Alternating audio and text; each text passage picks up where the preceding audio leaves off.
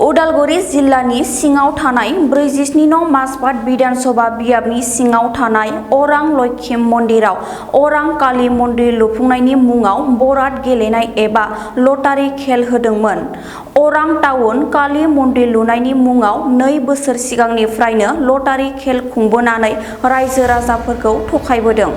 Lottery गेलेनायाव जाखांनाय बान्थाफोरखौ मुलाम्फागिरिफोरा नोगोद रां होनानैसो लांनो मोनो। बे बोसोरावबो काली मन्दिर लुफुंनायनि मुङाव लटारि खेलखौ खुंदों।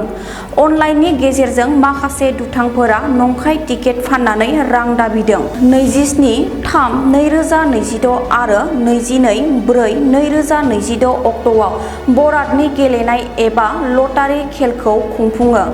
माखासे दुथांफोरनि नंखायै लटारि टिकेट फानखोमानायखौ फोरमान मोननानै थांनाय 24 अक्ट'आव लटारि खुंफुं आफादनि जतिन डेका आरो निपु बरुवाया अरां थानायाव गसर थिसनो आरो थाबैनो नंखाय लटारि खेलनि नंखाय टिकेट फानग्रा दायनिगिरिफोरखौ हमनो थाखाय दाबि खालामो।